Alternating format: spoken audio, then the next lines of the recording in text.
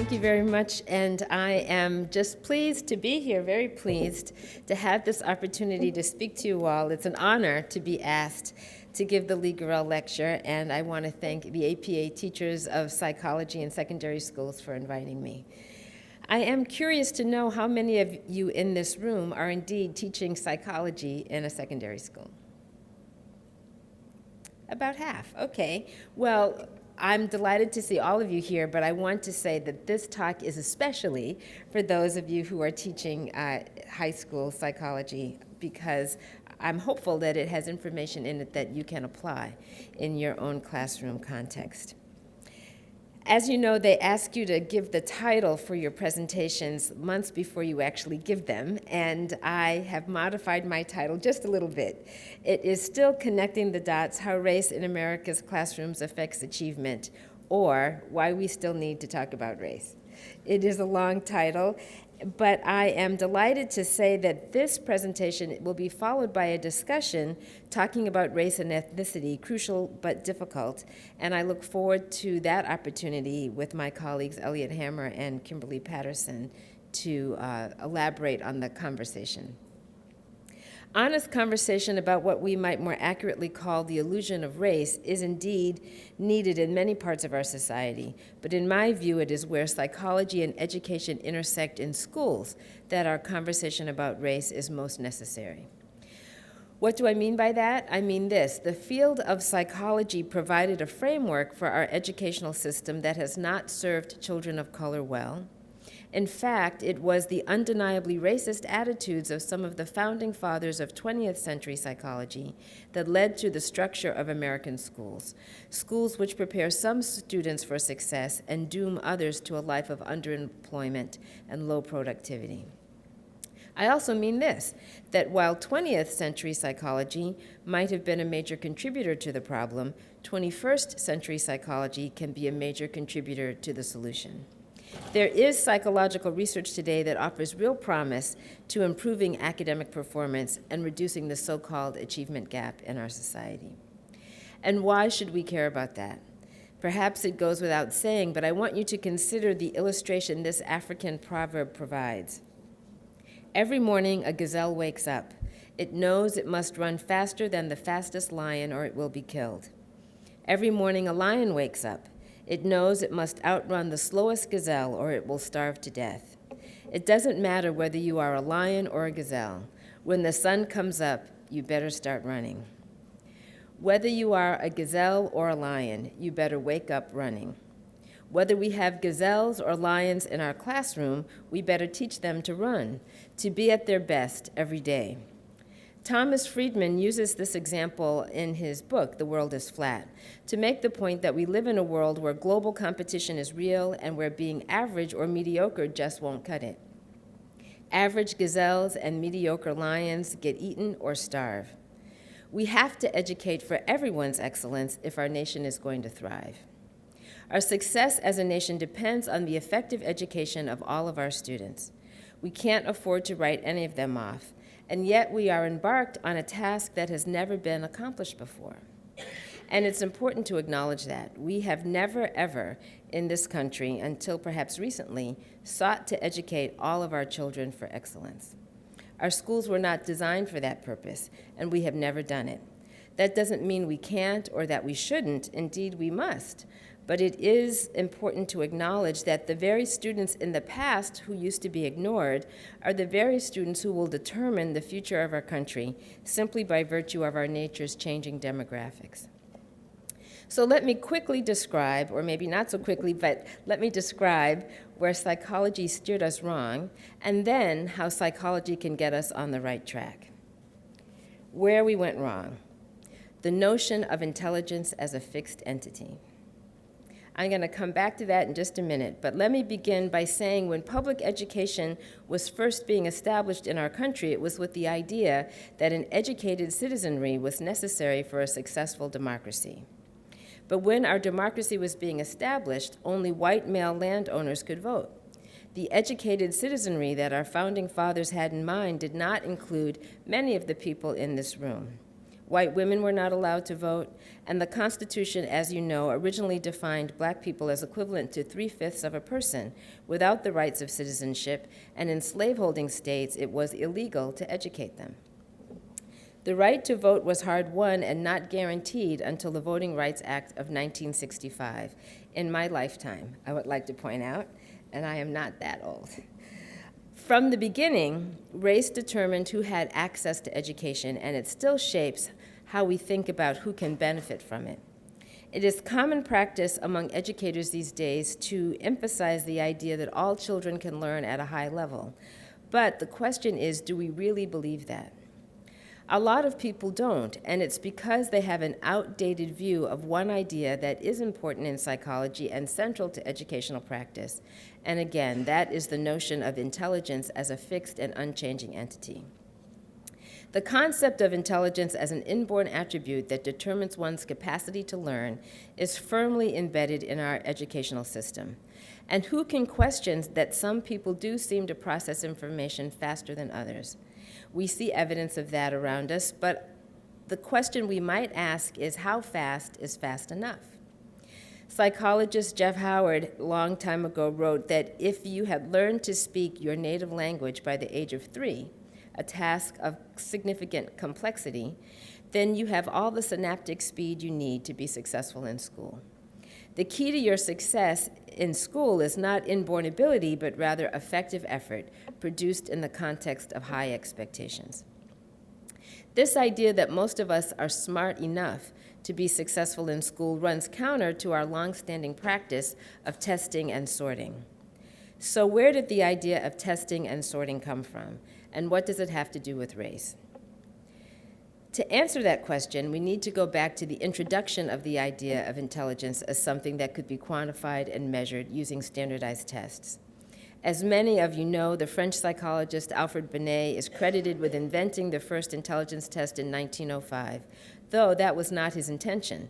He was commissioned by the French Minister of Public Education to develop techniques for identifying children who might need special educational services. The test he created was intended to be administered individually, and he was very specific about how his new measure should be used. He believed that intelligence was far too complex to capture with a single number or score, and ironically, he worried that the use of his test would lead to inappropriate labeling of children. He identified 3 core principles that should govern the use of his test and the interpretation of scores. Scores, he said, should be seen as a practical device. They do not define anything innate or permanent. 2, the test should not be used as a general device for ranking all students, but should be used for the limited purpose of identifying children who were having difficulty. And 3, the aim of testing should be to identify children in order to help them improve, not to place labels on them, which themselves can become limiting. However, all 3 principles were disregarded when the test was imported to America. The misuse of his and other tests is related to 2 ideas which were actively embraced by American psychologists. The first is the idea that test scores represent a single measurable thing in the head called general intelligence. And the second is the idea of hereditarianism, the assumption that intelligence is largely inherited, with little influence of environmental factors. Perhaps not surprisingly, the hereditarian theory of intelligence grew in popularity in America at a time of extreme nationalism during the 20th century, the early 20th century, a time when a wave of immigration from Southern and Eastern Europe was taking place. Largely the result of the work of psychologist Henry Goddard and his testing of immigrants at Ellis Island, the American public came to suspect that a disproportionately large percentage of the new Ellis Island immigrants were mentally defective. In 1882, the United States Congress passed a law prohibiting mentally defective people from passing through the Ellis Island checkpoint. Enforcing this law proved to be difficult because as many as 5,000 immigrants needed to be inspected each day. In 1910, Goddard was among those invited to Ellis Island to investigate how the screening process might be expedited. In 1912, he returned to the island accompanied by 2 specially trained assistants. The procedure he developed was a 2-step process. One assistant would visually screen for suspected mental defectives as the immigrants passed through the checkpoint. These individuals would then proceed to another location where the other assistant would test them with a variety of performance measures and a revised version of the Binet scales. Goddard believed that trained inspectors could be more accurate than the Ellis Island physicians. The key to their success, he believed, was expertise developed through experience. He wrote, "After a person has had considerable experience in this work, he almost gets a sense of what a feeble-minded person is so that he can tell one afar off. The people who are best at this work and who I believe should do this work are women. Women seem to have closer observation than men. It was quite impossible for others to see how these two young women could pick out the feeble-minded without the aid of the Binet test at all." Among those tested, 83% of the Jews, 80% of the Hungarians, 79% of Italians, and 87% of Russians were identified as feeble-minded. The number of immigrants who were deported increased exponentially as a result of those screening measures. Goddard himself was surprised that these percentages were so high, but he did not think it was a problem with his assessment process. He concluded we were now scraping, quote, "the bottom of the barrel" as far as the immigrant populations were concerned, the smartest ones having already arrived. However, by 1928, Goddard had changed his mind about the value of the feeble-minded. He wrote, quote, "They do a great deal of work that no one else will do. There is an immense amount of drudgery to be done, an immense amount of work for which we do not wish to pay enough to secure more intelligent workers. May it be that possibly the moron has his place." While Goddard introduced Binet's scale to America, Louis Terman was the primary architect of its popularity. Terman, a professor at Stanford University, revised the test to create the name we all know, the Stanford Binet Intelligence Scale. The test, as standardized by Terman, led to the simplification of test results represented by a number we commonly refer to as IQ or intelligence quotient. Like Goddard, Terman was a very influential psychologist, and he had strongly held views about the fixed and unchanging quality of intelligence as an inherited characteristic. He was also an advocate of eugenics and expressed his views on the subject in a widely used textbook published in 1916 titled The Measurement of Intelligence. He shared Goddard's concerns about the negative impact on society by those they called the feeble-minded. Terman wrote, "Among laboring men and servant girls, there are thousands like them. They are the world's hewers of wood and drawers of water. And yet, as far as intelligence is concerned, the tests have told the truth. No amount of school instruction will ever make them intelligent voters or capable voters in the true sense of the word." He went on to say, "The fact that one meets this type with such frequency among Indians, Mexicans, and Negroes suggests quite forcibly that the whole question of racial differences in mental traits will have to be taken up anew and by experimental methods. Children of this group should be segregated in special classes and be given instruction which is concrete and practical. They cannot master, but they can often be made efficient workers, able to look out for themselves. There is no possibility at present of convincing society that they should not be allowed to reproduce, although from a eugenic point of view, they constitute a grave problem because of their unusually prolific breeding." End quote. Though these ideas sound sinister to most of us today, these were mainstream writers and thinkers who enjoyed considerable influence in our educational system and in the American Psychological Association. The Stanford Binet test led to widespread testing in American schools, and the results were used to track students according to their measured ability. Terman's test gave U.S. educators the first simple, quick, cheap, and seemingly objective way to track students or to assign them to different course sequences according to their ability. Today, most people acknowledge that heredity is one factor influencing intelligence, just as heredity influences height. But environmental factors like poor nutrition ultimately impact how tall you are despite your genetic makeup. And it seems obvious that intelligence is also impacted by environmental influences, both in and out of school.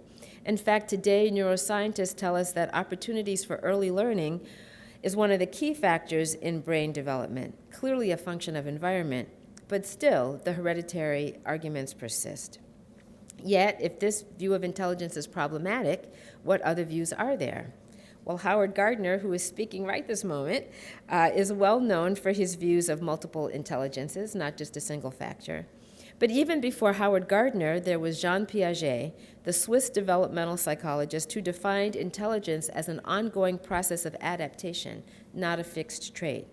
Piaget understood intelligence as something that comes as a result of our active engagement with our environment, that gets more complex over time as a result of our experience. Today's neuroscientists would certainly support that view. Neural pathways become more complex as we learn new things. This idea is echoed in the work of social psychologist and educator Jeff Howard, who talks about SMART as something you become through your effective effort, not an unchanging characteristic.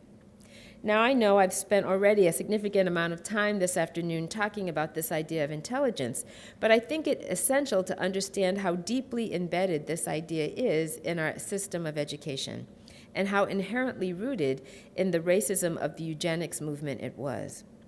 Combine this with the long tradition of stereotypical representations of Black and brown people in popular culture as either stupid, lazy, dangerous, hypersexual, or all of those things combined, and we have a situation in which it's very likely that Black and Latino children will enter school situations where they are disadvantaged from the beginning by a teacher's lowered expectations as compared to those he or she may have for the white students in the class. Regardless of our own racial or ethnic background, we have all been exposed to these stereotypes, and unless we are consciously working to counter their influence on our behavior, it is likely that they will shape, subtly perhaps, our interactions with those who have been so stereotyped. The result is lowered expectations and disinvestment in the education of those so stereotyped. We can ill afford to do this. So I want to lift up as an example, in particular, science education. If we talk for a moment about science education, this is an area where we as a nation have fallen far behind. In the midst of our current economic challenges, many people have argued that the future of America depends on innovation. Innovation depends on science and technology. The study of science is often held up as a sign of intelligence, as in, it's not rocket science, when we want to convey that something's not too hard. When we look at the pipeline of people of color in science, soon the new majority in the US, we see more clearly than ever that we are failing. If we consider the higher education end of that pipeline, we know that the demographics of higher education are changing. According to the most recent status report on minorities in higher education produced by the American Council on Education, college enrollment is steadily increasing. But that population growth is being driven by students of color. Growth of white enrollment is virtually flat, but the enrollment of students of color is growing dramatically. Given our population trends, according to the ACE report, we can expect this trend to continue. 2/3 of minority enrollment growth was attributable to women, enrollment growing by nearly 1.8 million women, compared with 842,000 men over the last 10 years. Hispanics accounted for 41% of the new minority students. 37% of the new students were African American. In another report, also by the American Council on Education, focused specifically on science and technology, we learned that African Americans and Hispanics enter colleges and universities with the same level of interest in the fields of science, technology, engineering, and mathematics as their white and Asian American peers do. But they don't persist at the same rates. We have a leaky pipeline, with only about 13% of bachelor's degrees in STEM fields being awarded to African Americans and Hispanics, as compared to 31% for Asian Americans and 16% for whites. And again, despite the fact that students enter expressing interest in the STEM fields at about the same rate. So if African American and Hispanic students express interest in the STEM fields at rates similar to white and Asian American students, but are much less likely to complete undergraduate degrees in this area, what accounts for this lack of persistence? The leaky pipeline has been linked to factors such as family educational background, low socioeconomic status, inadequate high school preparation, the same kind of factors that are used to explain the achievement gap throughout K-12 education, uneducated or unsupported families, poverty, inadequate schools. But despite these risk factors, there are some students who persist in their study of science.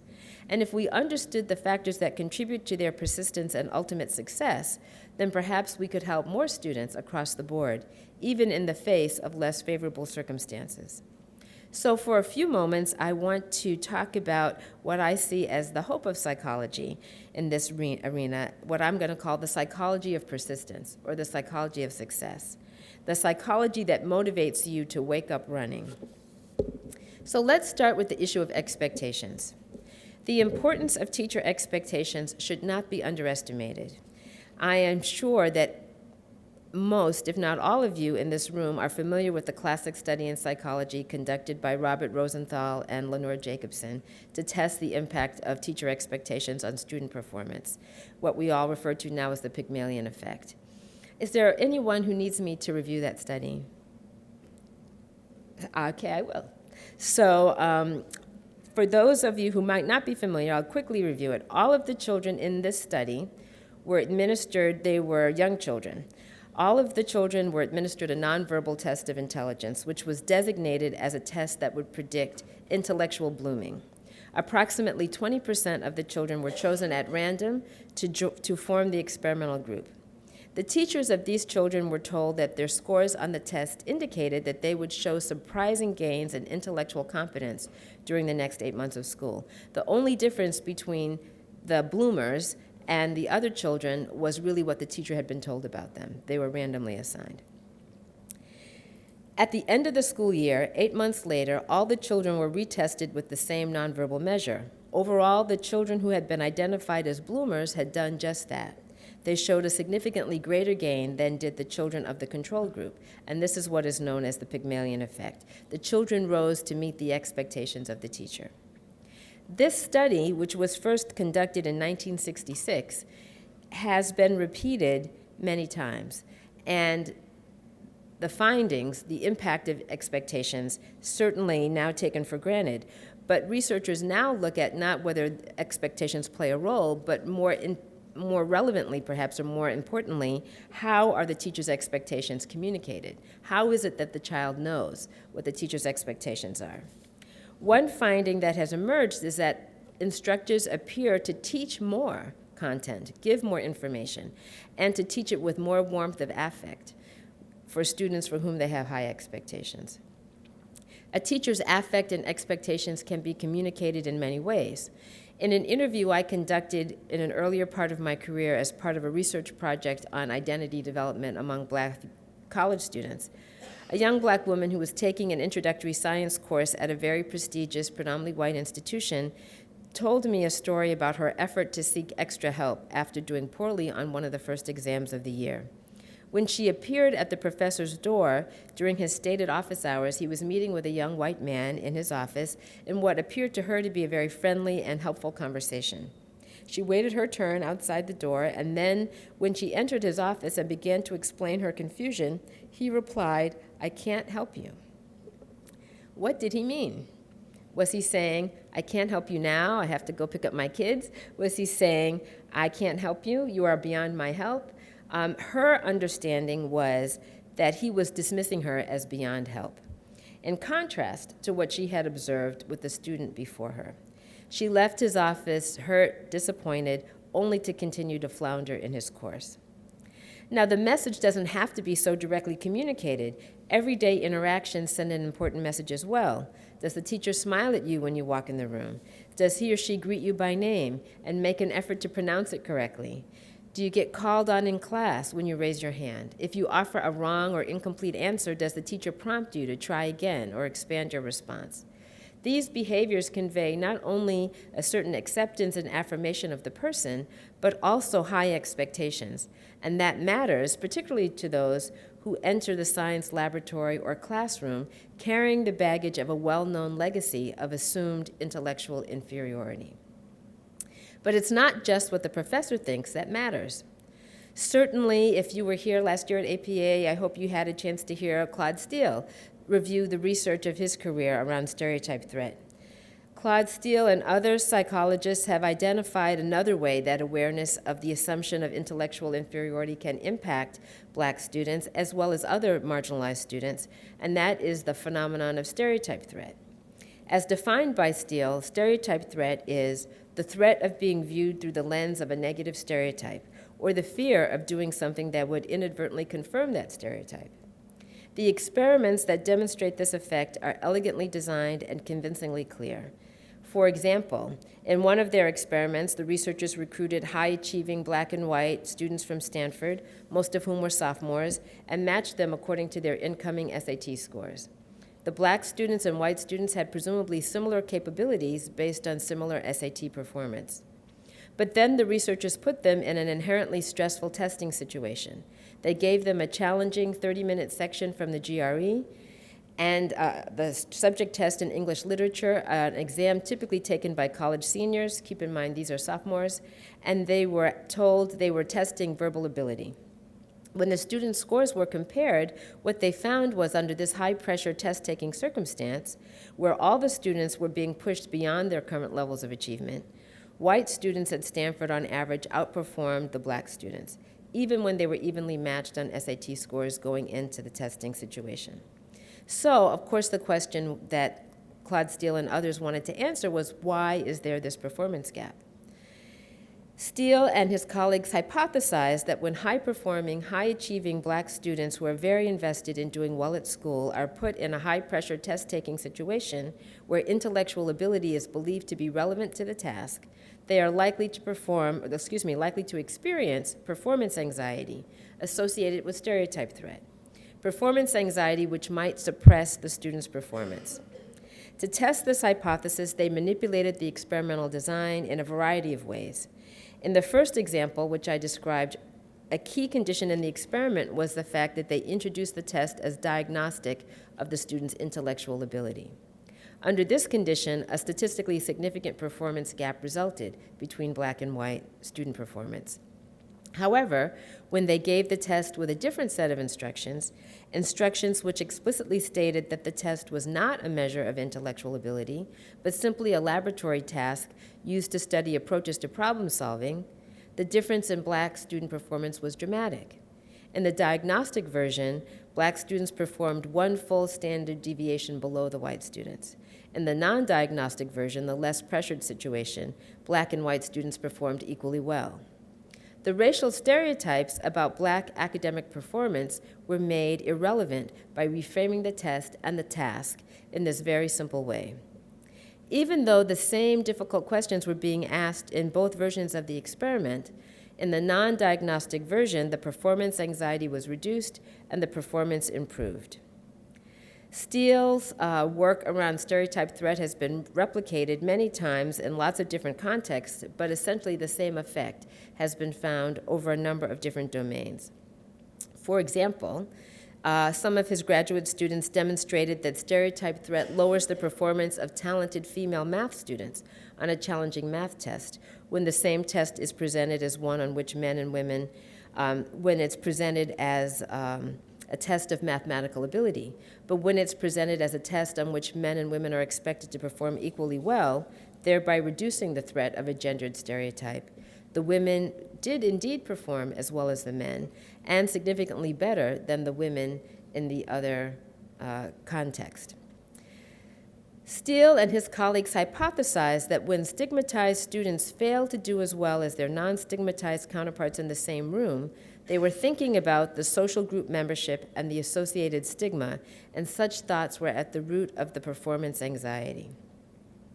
According to the work of Claude Steele, Jeffrey Cohen, and his associates, stereotype threat is most likely to impact high-achieving students who are highly identified with school. The dilemma may be particularly acute when students feel uncertain about their own ability or belonging. Many students experience this kind of uncertainty during their first year of college, so stigmatized students entering a new academic environment are particularly vulnerable to stereotype threat.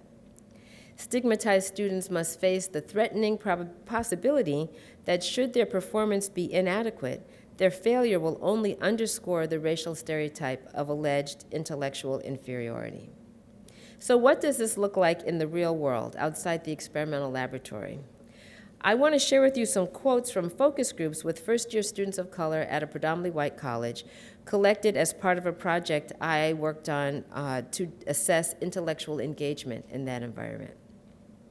Said one of those students, sometimes you wonder because you're a woman of color or a person of color, if someone treats you a certain way, is it because of what your race is or is it something else? You don't know. You have this other factor that other people don't have, and you're wondering, did she act that way towards me because I'm black, or did she act that way toward me for another reason? Another talked about the burden of representing her entire group. She said, I have an increased sense of responsibility here not to fail. I don't know, just to represent myself as being a proper young lady. Maybe more because I'm in a white atmosphere where most people here haven't met another black person unless they were on television, and you have to project, I don't know, just a certain amount of respect for yourself. The visibility of one's token status adds to the pressure. Another said, white students don't realize that they don't have to think about being white all the time, but in situations you do have to think about being the only black one, like in your class, and your professor's gonna know that you skipped class. They always know your name. I don't know if it's self-imposed, another said, but I always feel like I have to prove that I'm not here because of affirmative action. Like I always feel that I have to speak up in class, that I have to make myself visible to make sure that the professor knows that I'm doing my work and I know what's going on, that I have some creative intelligence. I feel like I constantly have to get the best grade in the class for me to feel better and just prove myself, maybe even to the white students who may be looking at me going, oh, she got here because of affirmative action. The pressure not to prove the stereotype of intellectual inferiority means one cannot reveal weakness or ask for assistance, even when justified in doing so. As this young woman explained, I felt a lot of pressure too, never to ask for an extension. I wanted to be this superwoman where I never had a conflict in a schedule or I never got sick or any of those normal things. And the first time that I did ask for an extension, I felt really bad about it. Another added, I thought I would be confident in my academic work, but I've really struggled with feeling comfortable going to my professors and getting the help that I need. It's easy to see how stereotype threat might be particularly acute for young women of color, especially if they are pursuing science in predominantly white environments. Imagine sitting in a physics class, perhaps the only black woman in the class. Confused about a concept, you need to ask a question. But at the same time, you're painfully aware that some people think you don't belong in that class. People who look like you are not supposed to do physics. If you ask your question, you may confirm their belief about you. If you don't ask the question, you will not get the clarification you need, and you may indeed perform at a lower level as a result. It is a catch-22 situation.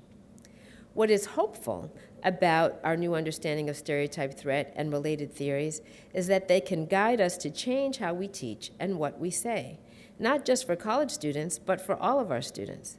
As Steele puts it, although stereotypes held by the larger society may be hard to change, it is possible to create educational niches in which negative stereotypes are not felt to apply, and which permit a sense of trust that would otherwise be difficult to sustain.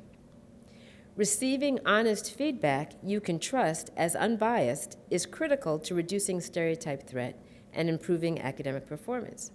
How you establish that trust with the possibility of stereotypes swirling around is the kind of question he tried to answer. And the key to doing this seems to be found in, 1, clearly communicating high standards, and 2, clearly communicating assurance of belief in the student's capacity to reach those standards. Or as I like to say, this is important, you can do it, I won't give up on you. This idea that there's a high standard, but also a high expectation of the student's ability to reach that standard. Again, the work of Claude Steele, this time joined by Jeffrey Cohen, offers important insights. To investigate how a teacher might gain the trust of a student when giving feedback across racial lines, they created a scenario in which black and white Stanford University students were asked to write essays about a favorite teacher. The students were told that the essays would be considered for publication in a journal about teaching, and that they would receive feedback from a reviewer who they were led to believe was white. A Polaroid snapshot was taken of each student and attached to the essay as it was turned in, signaling to the students that the reviewer would know what their race or ethnicity was. Several days later, the students returned to receive the reviewer's comments, with the opportunity to revise and resubmit the essay. What was varied in the experiment was how the feedback was delivered. When the feedback was given in a constructive but critical manner, Black students were more suspicious than white students that the feedback was racially biased. If you're wondering what's that, we've all done it. Here's your essay. Here are all the things that are wrong with it. And when you get that feedback, you ask yourself, or the concern was that the Black students would ask themselves, is this really my bad essay, or is this the bias of my reviewer?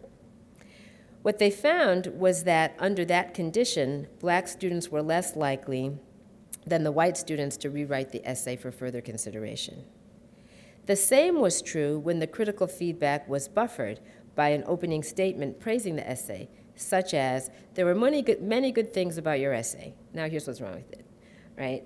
However, when the feedback was introduced by a statement that conveyed a high standard, reminding the writer that the essay had to be of publishable quality and high expectations, assuring the student of the reviewer's belief that with effort and attention to the feedback, the standard could be met. Under that condition, which might have sounded something like this: just to remind you, this essay is for publication, therefore it really needs to be strong. I think you've got a great beginning here. If you work on it, I'm quite sure you can reach the standard. Now here's what's wrong with it. When the feedback was presented in that way, the Black students not only responded positively by revising the essays and resubmitting them, but they did so at a higher rate than the white students in the study. In short, they persisted. The particular combination of the explicit communication of high standards and the demonstrated assurance of the teacher's belief in the student's ability to succeed, as evidenced by the effort to provide detailed, constructive feedback, was a powerful intervention for Black students. Describing this two-pronged approach as wise criticism, Cohen and Steele demonstrated that it was an exceedingly effective way to generate the trust needed to motivate Black students to make their best effort. Even though the criticism indicated that a major revision of the essay would be required to achieve the publication standard, Black students who received that wise criticism felt ready to take on the challenge, and did. Indeed, they were more motivated than any other group of students in the study, Cohen and Steele concluded, as if this combination of high standards and assurance was like water on parched land, a much-needed but seldom received balm. So what then are the practical implications of this research? What are some specific strategies for teachers, mentors, and other adults to consider in an effort to reduce stereotype threat and increase trust in cross-racial interactions? A particularly important question when we recognize that most of our teachers, K through 12, and even at the higher ed level, are white, and certainly in public schools, often female. The first is to make standards for evaluation explicit. Establish high standards and make clear to students what the criteria are for meeting them. When standards are made explicit, students are more likely to trust and respond to relevant criticism. Emphasize effective effort as the key to success rather than innate ability. So what do I mean by that?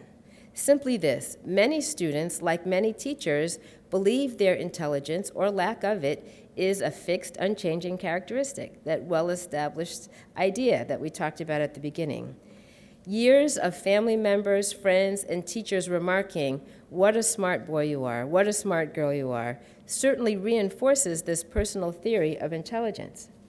The alternate view of intelligence as changeable, as something that can be developed, is less commonly fostered, but it can be. Educator Werner Ford, who works with teachers in professional development, has summed up this alternate theory for use with young children quite succinctly by saying, "Think you can, work hard, get smart." Educational psychologist Carol Dweck's research suggests that those young people who hold a belief in fixed intelligence see academic setbacks as an indicator of limited ability. I'm not good at that. They are highly invested in appearing smart and consequently avoid those tasks which might suggest otherwise. Rather than exerting more effort to improve their performance, they are likely to conclude, "I'm not good at that subject," and move on to something else. On the other hand, students who have the view of intelligence as malleable are more likely to respond to academic setbacks as a sign that more effort is needed, and then exert that effort. They are more likely to face challenges head-on rather than avoid them in an effort to preserve a fixed definition of oneself as smart. The theory of intelligence as malleable, something that expands as the result of effective effort, fosters an academic resilience that serves its believers well. It leads to persistence. Researchers Aronson, Freed, and Good wondered if a personal theory of intelligence as malleable might foster a beneficial academic resilience for students of color vulnerable to stereotype threat. Here's where the two ideas come together. Specifically, they speculated that if Black students believed that their intellectual capacity was not fixed but expandable through their own effort, the negative stereotypes that others hold about their intellectual ability might be less damaging to their academic performance. To introduce this alternate view of intelligence, they designed a study in which Black and white college students were recruited to serve as pen pal mentors to disadvantaged elementary school students. The task of the college students was to write letters of encouragement to their young mentees, urging them to do their best in school. However, one group of college students was instructed to tell their mentees to think of intelligence as something that was expandable through effort. And in preparation for writing the letters, they were given compelling information, drawn from contemporary research in psychology and neuroscience, about how the brain itself could be modified and expanded by new learning. The real subjects of the study, however, were not the pen pals, but the college students themselves. Although the letter writing was done in a single session, the college students exposed to the malleable theory of intelligence seemed to benefit from exposure to that paradigm. Both Black and white students who learned about the malleability of intelligence improved their grades more than did students who did not receive this information over the course of that semester. The benefit was even more striking for Black students who reported enjoying academics more, saw academics as more important, and had significantly higher grades at the end of the academic quarter than those Black students who had not been exposed to this brief but powerful intervention. But what worked with college students also worked with seventh graders. Carol Dweck and her students created an opportunity for some seventh grade students in New York City to read and discuss a scientific article about how intelligence develops and its malleability. A comparable group of seventh graders did not learn this information, but read about memorization strategies.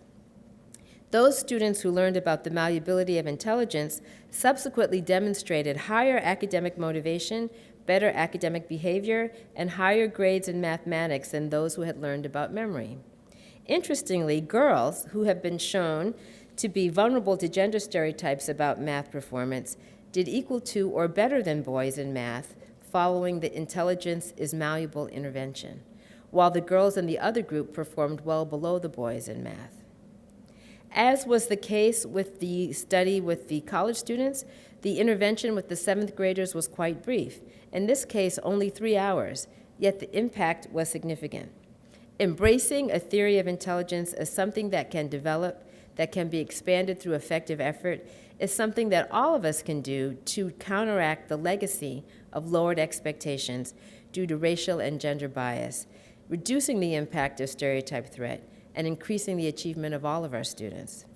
Raising our collective expectations, combating stereotype threat with honest and effectively delivered feedback, emphasizing effective effort as the key to success, each of these strategies leads to academic persistence.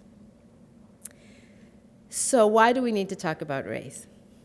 I hope I have shown how the dynamics of race in a society in which racist ideology is still deeply embedded, though not always apparent, can affect the achievement of students of color. Cohen and Steele's work on effective feedback and the other research discussed above, Carol Dweck's work around effective effort and understanding the malleability of intelligence, points to the possibility of counteracting its effects. But how can we develop these and other strategies if we're not able to talk freely about the continuing effects of race and racism? How can we overcome the unconscious impact of internalized stereotypes if we are not able to bring them to consciousness through dialogue? How can we effectively challenge the disinvestment in public education without acknowledging that it is the education of low-income children, increasingly children of color, that we are leaving behind? We have to open the door for this important dialogue so we can raise the roof on expectations and achievement. This dialogue among adults is important, of course, not just for academic performance, but also for the effective preparation of all of our students who live in an increasingly multiracial, multi-ethnic world. We have to raise our expectations for our students and for our teachers, and we have to be willing to invest in both. If we are to be a nation to wake up running, ready to wake up running in every school and classroom, this is the conversation I think we need to have. And fundamentally, it means having a conversation about race. Thanks very much for your attention.